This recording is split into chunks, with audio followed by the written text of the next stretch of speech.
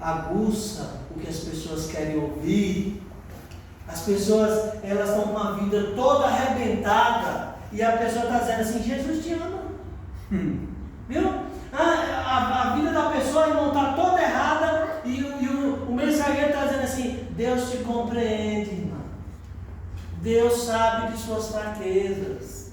É isso, irmão. O diabo proporciona essas verdades para que engane as pessoas, porque a Escritura, a Bíblia, ela denuncia, irmão, o que eu estou fazendo de errado, e ela diz assim: se você não se consertar, você está perdido. Porque a Bíblia, ela veio para nos guiar, mas aquele que aceita ser guiado por ela. A Bíblia veio para transformar, mas aquele que aceita ser transformado por ela. A Bíblia veio para libertar, mas libertar aquele que aceita ser liberto. Amém. A Bíblia não vai libertar ninguém que não queira, irmão Francisco. A Bíblia está me dizendo: não pode mentir, mas eu não quero abandonar a mentira. Não vai mudar a minha vida. A Bíblia está dizendo: você não pode ser desonesto, mas eu vivo fazendo desonestidade no meu negócio.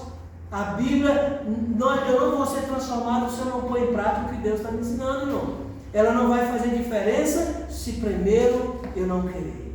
Porque nós falamos agora há pouco: Deus não transforma, não age por você. Deus não transforma a sua escolha. Ele não força você a escolher o que é certo se você não quer. Ele de forma nenhuma vai escolher por você. Deus fará por nós o que não está ao nosso alcance. Aquilo que está no seu alcance, meu marido, Deus não pode fazer. Não é, irmão Francisco, que ele não queira, é que ele não pode. Ele não pode escolher por você. Ele só pode escolher, aliás, ele só pode lhe dar o que é liberdade de escolha, dizer o que é certo e o que é errado. E a Bíblia nos faz isso. Mas vamos finalizar, que o tempo está. Qual é o nosso primeiro e mais elevado dever? Olha só, irmão, Deus já nos falou isso aqui, irmão. Olha, o primeiro e mais elevado dever de todo ser racional é o quê? É aprender das Escrituras o que é verdade, e então andar na luz, animando os outros a seguir o quê? O exemplo. Devemos dia após dia estudar a Bíblia diligentemente, ponderando todo o pensamento e comparando passagem por passagem. Olha o que é que Deus nos aconselha. Deus diz: vai buscar o pastor? Aprender sobre a vida do pastor? Não, ele diz: olha, aprender a verdade, o primeiro dever do cristão é aprender as verdades. Por isso que nós devemos buscar cada dia estudar a palavra com diligência. Quando eu digo a palavra, irmão, foi dito agora cedo que nós temos aí, nós somos ricos. Nós somos ricos, nós não temos só a Bíblia. A Bíblia já é suficiente. A nossa mente é escura, mas a Bíblia já seria suficiente. Mas aí Deus vê que os miseráveis embutiram sua mente, nós não conseguimos agora a definição completa, achamos muito difícil. Então Deus nos deu aí uma outra luz. E olha, irmãos, eu vou falar uma coisa para vocês aqui. O cristão que não estuda a Bíblia, não busca conhecimento, ele vai ficar com dúvida no fim dos tempos, porque ele não vai saber diferenciar. Então, nós temos que buscar estudar. Essa igreja aqui precisa. Irmão, olha, uma coisa que não pode faltar em nossa mão: Bíblia, lição, Espírito de profecia. Bíblia, lição, Espírito de profecia. Você tem que tomar, eu tenho que tomar, nós precisamos tomar a decisão seguinte: eu tenho que estudar isso até a volta de Jesus. É terminando um livro, começando outro, terminando um livro, e eu vou dizer para você, nós temos tanta riqueza, que é provável que Jesus volte e a gente não tenha lido todos os livros que estão ao nosso alcance, que é muito livro, é muito ensinamento. Como deveríamos estudar a Bíblia? Deus revela tudo, irmão. Não é eu que digo, eu só copio o texto e coloco aqui, não é edição minha. A única coisa que é edição minha é a pergunta, mas a pergunta está lá no grande conflito. Olha, nunca se deve estudar a Bíblia Não foi eu que escrevi, está lá. Somente o Espírito Santo nos pode fazer, olha, isso aqui é importantíssimo. Somente o Espírito Santo nos pode fazer compreender a importância das coisas fáceis e de se perceberem ou o Espírito Santo nos pode compreender a importância das coisas fáceis e de se perceberem ou impedir-nos de torcer as verdades difíceis de serem entendidas. Os anjos celestiais, olha como isso aqui é importante, né?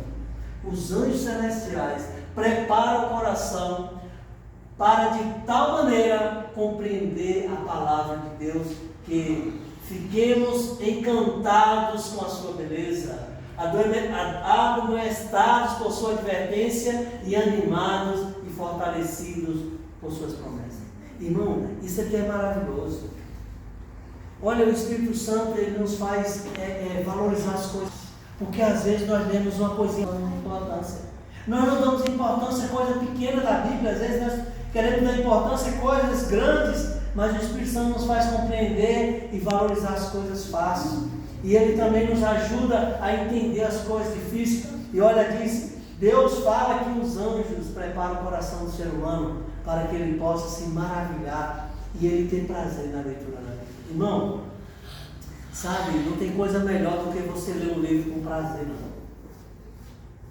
O irmão Francisco, eu acredito que o irmão Francisco, quando pega um livro de saúde, ele esmiçoa, ele come porque ele tem prazer. Isso é demonstrado, é visível.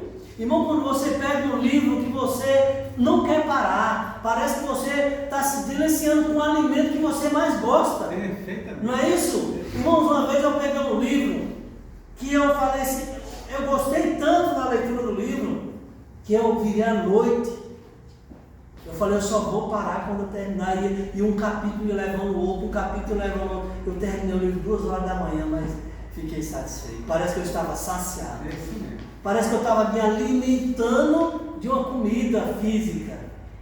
Sabe, quando você está com fome, irmã, você pega aquele prato da comida que você mais gosta e diz, agora aqui, é isso que os anjos querem quando a gente ora. Ele quer fazer o nosso coração pegar a Bíblia assim e dizer assim, agora aqui, sabe, irmão, quando a gente põe um prato de comida gostosa, a gente abre a Bíblia e diz assim, agora é só eu e você.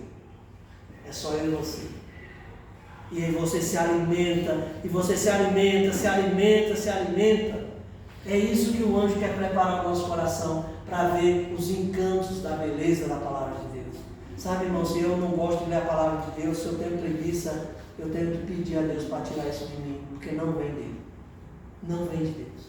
Ele quer nos fazer deliciarmos com a sua palavra e nos alimentarmos com prazer. Vamos terminar hoje. Porque as tentações, olha, irmão, sabe, irmãos, quando eu leio um capítulo, cada capítulo do livro que eu leio é uma mensagem, só que eu pego só um resumo. Isso aqui é só para aguçar, você vai lá nesse capítulo e você vê o tanto de coisa que ainda ficou lá. Porque eu não podia trazer tudo. Então eu peguei um pouquinho de cada lugar e trouxe aqui. Mas eu quero que você vá lá no livro 37, se eu não estiver enganado.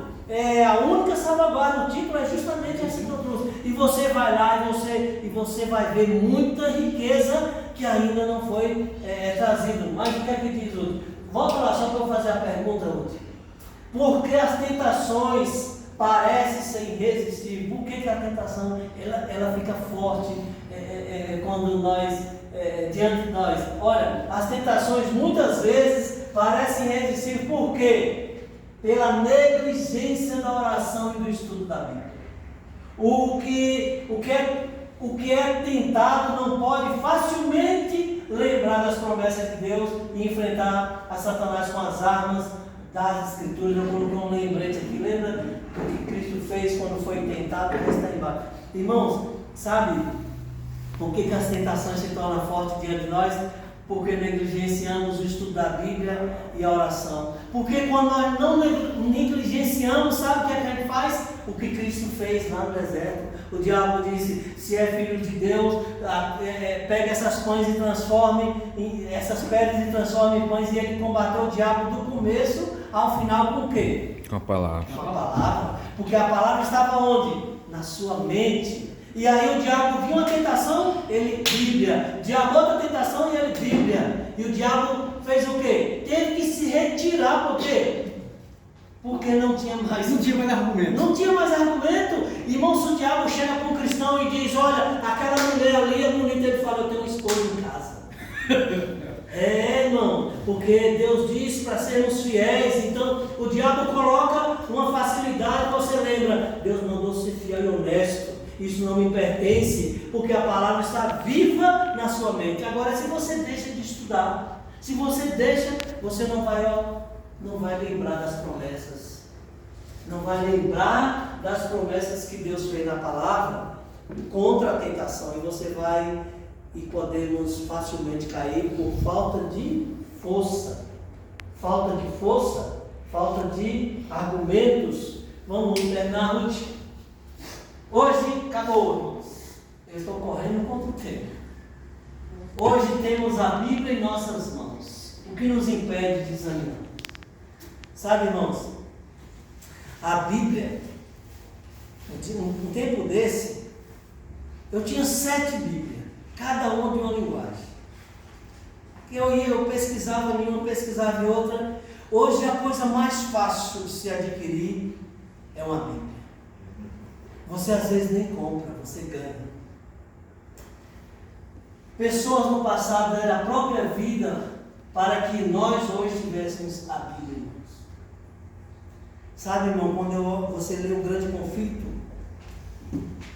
você fica abismado, irmãos, com o quanto de pessoas que morreram. Com certeza, irmão. Esse livro, irmãos, ele não pode ser deixado de estudar. Esse livro aqui, você termina de ler, dá vontade de começar de novo. Não é isso, irmão? Desse jeito. Sabe, irmão, eu estou lendo outro livro, mas a vontade é voltar para esse livro.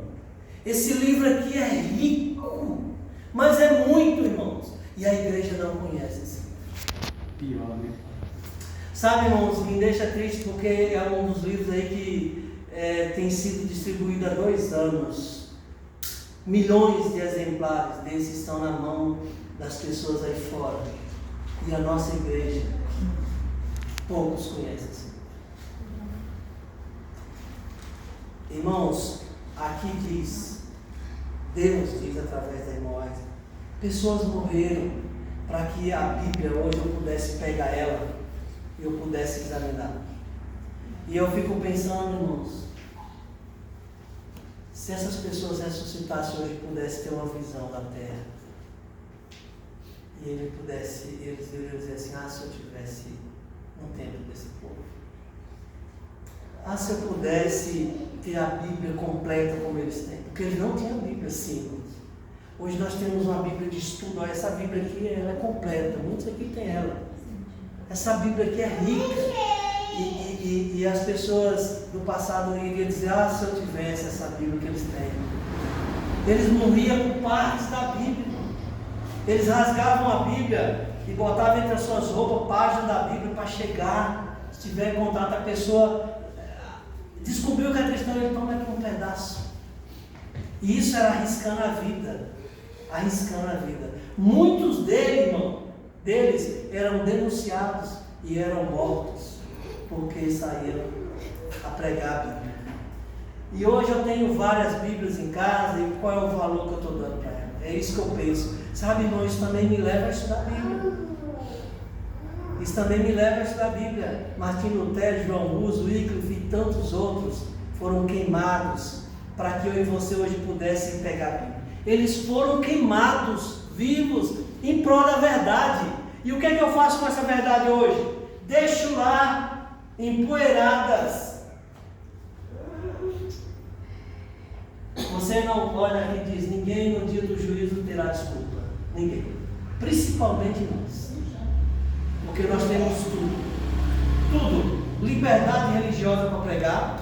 Eu posso tirar os 7 dias da semana para pregar e ninguém vai me incomodar.